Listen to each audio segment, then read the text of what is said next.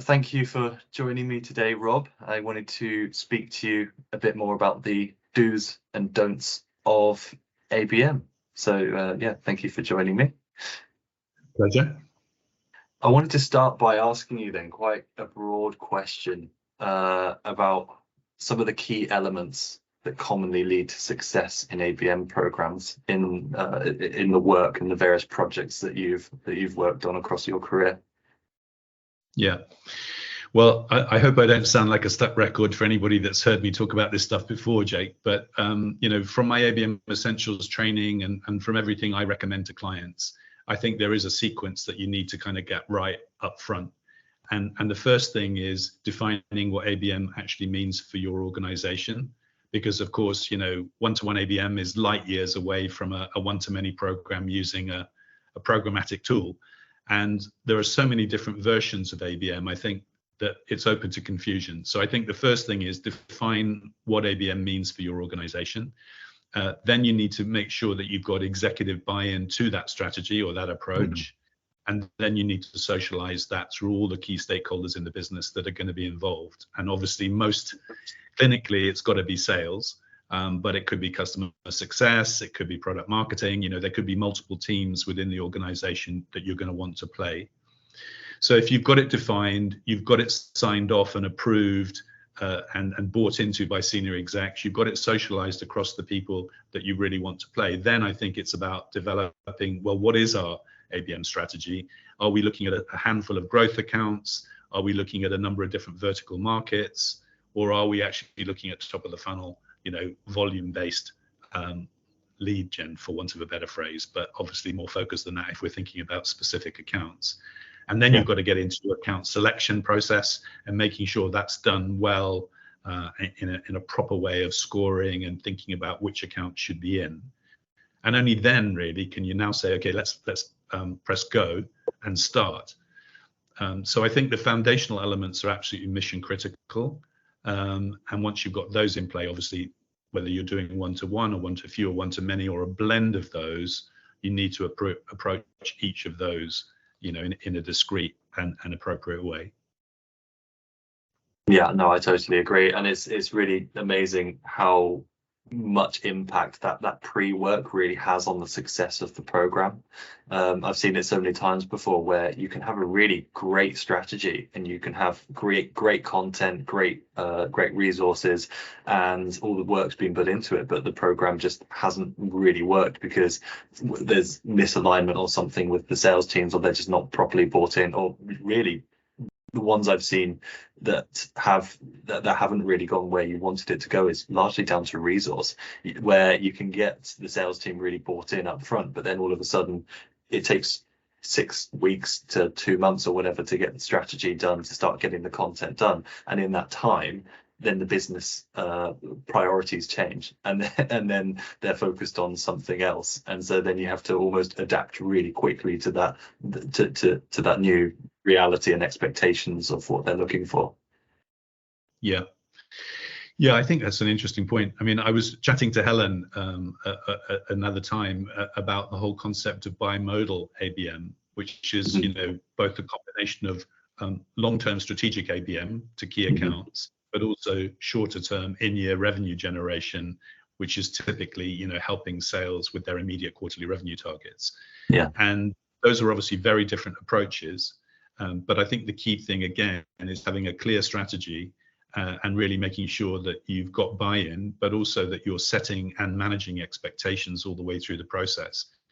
And if people have committed to a strategic approach to a handful of accounts, then they can't just flip a switch and go, actually, we're not interested in those anymore, because you don't stop being interested in really important long-term plays, but you might need to twin track with that approach and a shorter-term, more tactical play. So I think, back to this thing of the do's and don'ts, marketing need to know what the North Star is. They need to know what the strategy is, and they need to stick to that. They need to be able to say no from time to time, obviously, while still being able to accommodate the needs of the business. And in light of those short-term wins and long-term gains that you talk about, so what, in terms of getting that messaging done, or sorry, rather the personalization done at scale, how can marketers effectively personalize their campaigns at scale? What kind of tools and methodologies have you come across that's worked really well?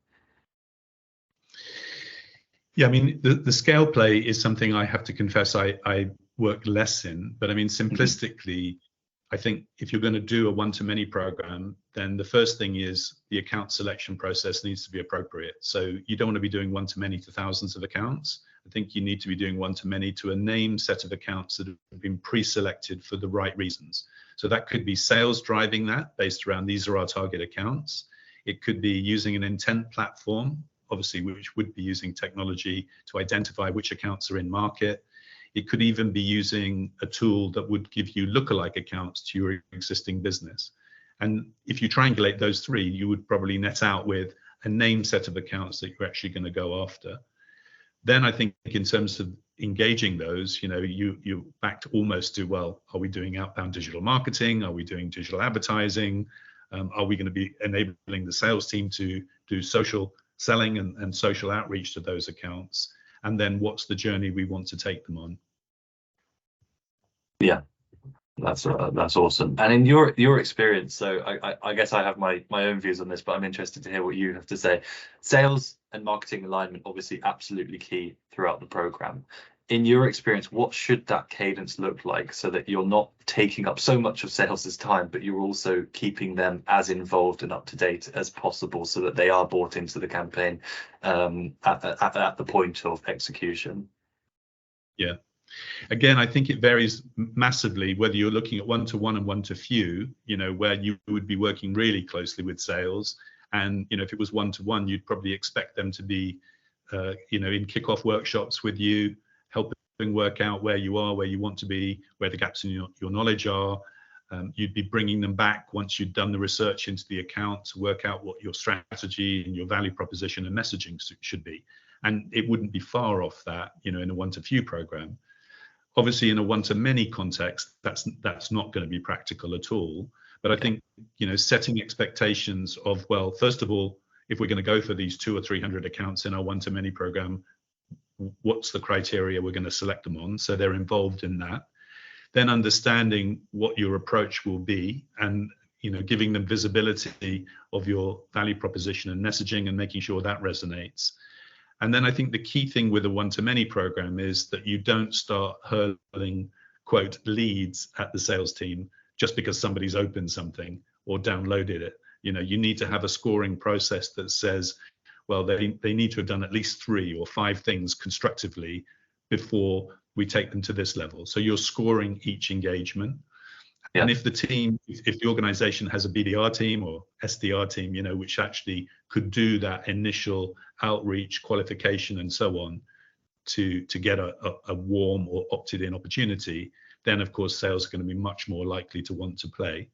So I think the cadence there is in a one-to-many context, make sure the sales team understand what's going on, that they bought into it, that they, enthusiastic and excited to see the content and the creative going live, but make sure that you're scoring the incoming leads appropriately before you even think about sharing them with the sales team.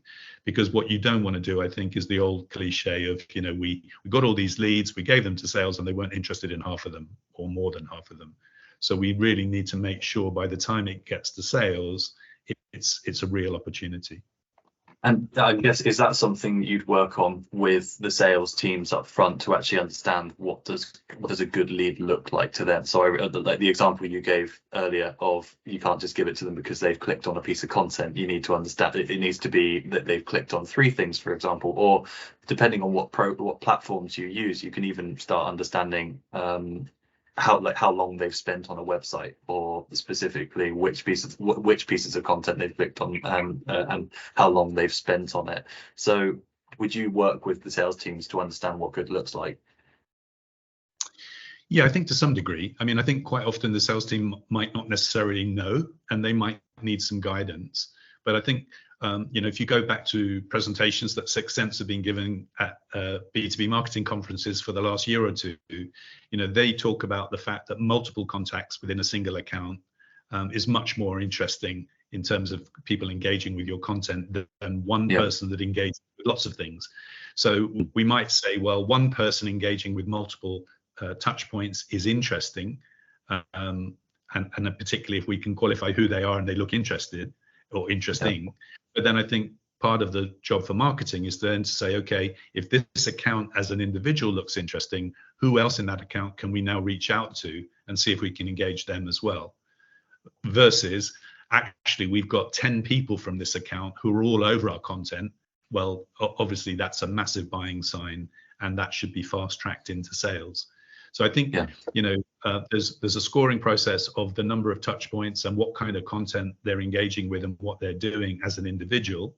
But most interesting would be, obviously, if there are multiple individuals within an account that are engaging. And of course, if you're able to qualify them by job title and function as well, then that gives you the crown jewels.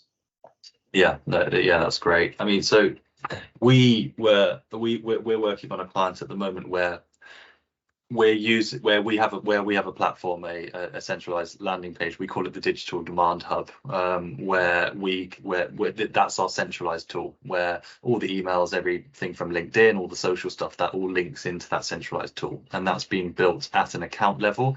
It's all scaled through the platform. It's really powerful. It's great, and you can attach UTMs onto all of the emails, so you can understand individually who's clicking on what, and that's where you can get that really great insights, where, to your point, you could see these 5 people, for example, at this account have all looked at these kind of resources, and this guy in particular has spent 10-15 minutes on the web page. It's really powerful stuff.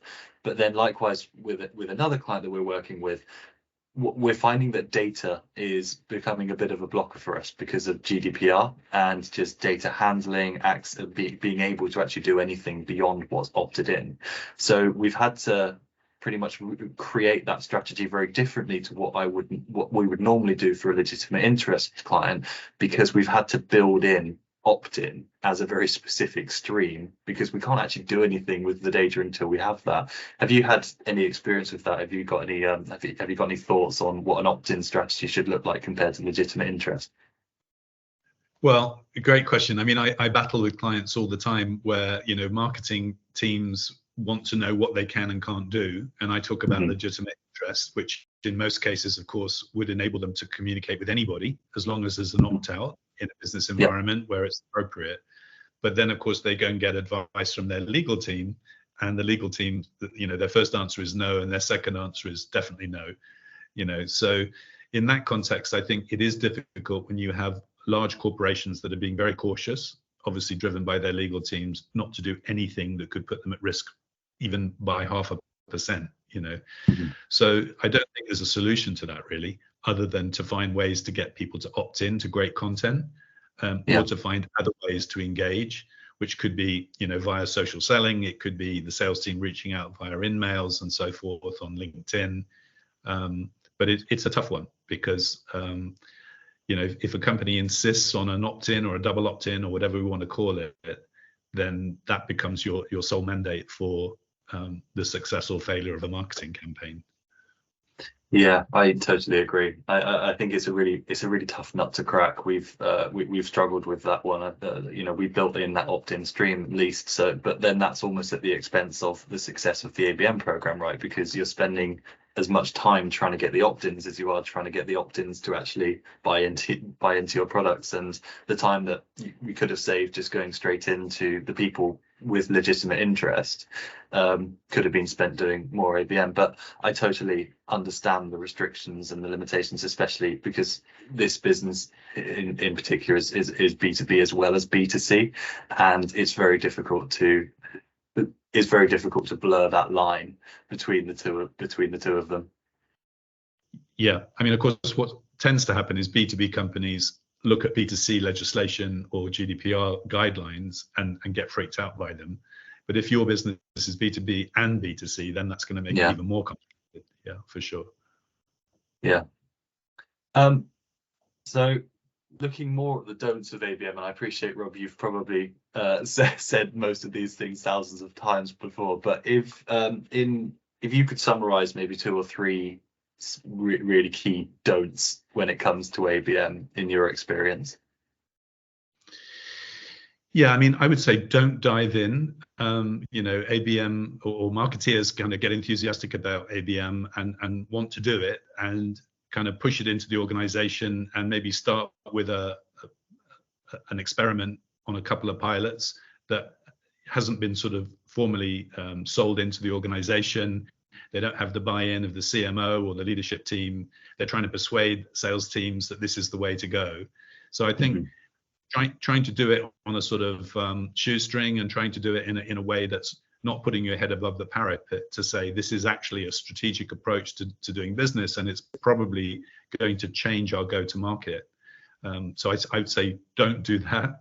I think it's much better to formalize what ABM is and why you're doing it, and make sure you've got the right people on board, and you've of course got the budget and resources to make it successful. So for me, that's almost the number one. Something we touched on earlier, which is marketing being reactive to the demands of sales. For me, that's a don't.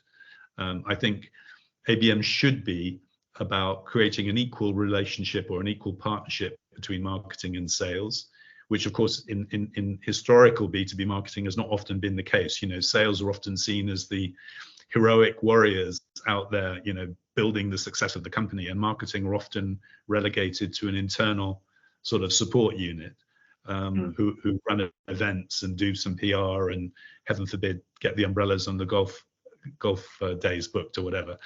From my point of view, ABM is about creating a level playing field where marketing are having a strategic conversation with sales, and they're actually collaborating with them on the choice of accounts, the strategy, the approach, the messaging, and working hand in glove. So I think that idea of don't be pushed around, and don't let sales dominate the conversation. I mean, obviously, the whole point of ABM is to be more successful as a business and to drive revenue, growth, new account acquisition, etc. But it's got to be a team effort, and I think there's got to be mutual respect all the way through that process.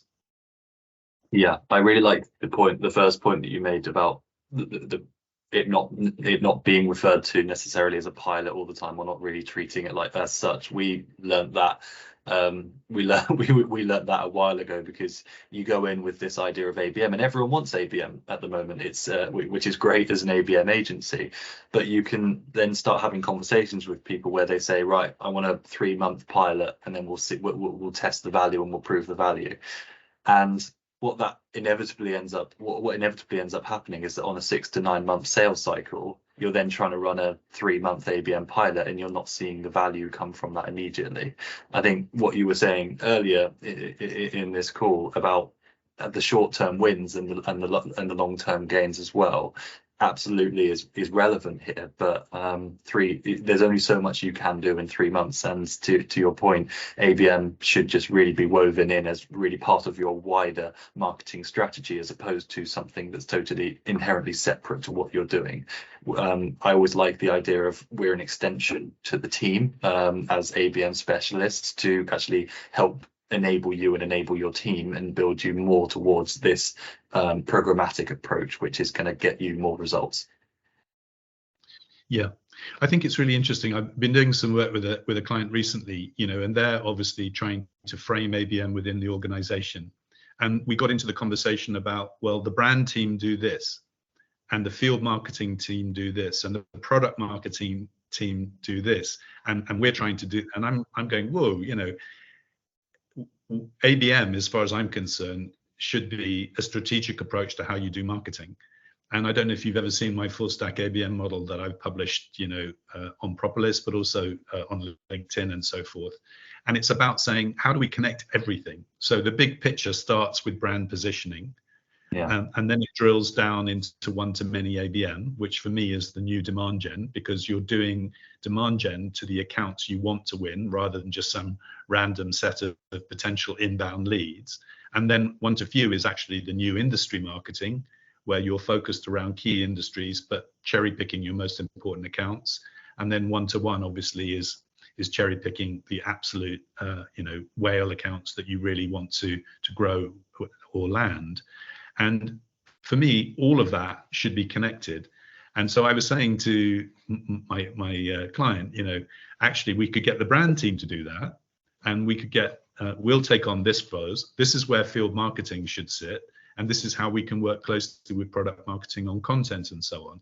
And then suddenly you've got all those teams actually aligned and working in the right way together on a key and name set of accounts in most cases. And they were like, wow, this is interesting, because we didn't think we had enough resource to do this, but if we brought in these different teams, then we would have.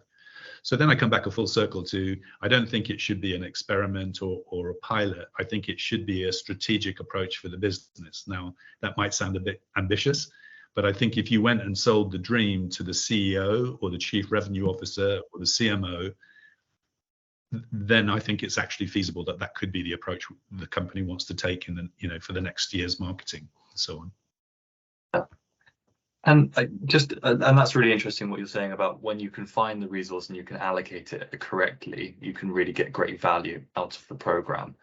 There's one thing getting the first round of ABM strategy done when you first start working with the client, and then it's another thing actually getting ABM embedded into the business. So it might be 6 to 8 weeks to get that first project done, but actually getting ABM embedded, how long do you think that journey takes?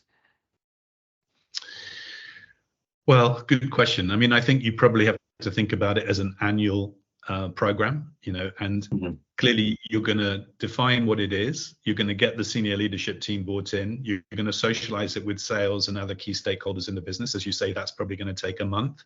You're going to develop your strategy and account selection. That might take another month. And then you're going to go live with a program. Depending on the approach you take, it might be that you're touching all marketeers and all salespeople in the organization from day one. And over a period of the next 2-3 quarters, they should see this going live, proving successful, generating results, and there should be an appetite for it, for year 2. Of course, if you're only doing it across a smaller number of accounts, then you may only be touching a quarter or half of the sales team, and the other half won't even really be exposed to it. So in that sense, I think it rather depends on the type of accounts that, your business, how quickly you want the rollout to come into play. But I think the idea of let's prove this in a quarter, it is just heresy. It's just not going to happen. Even a one-to-many program where you're out of the blocks as quickly as you possibly can, the likelihood of seeing a real return within a quarter is pretty remote.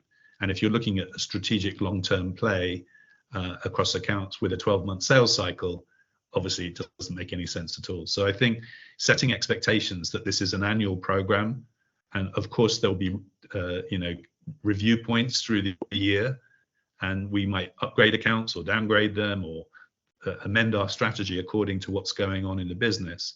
But I think people do need to see that ABM is a strategic long-term play, minimum 1 year, and ideally, in perpetuity over a number of years.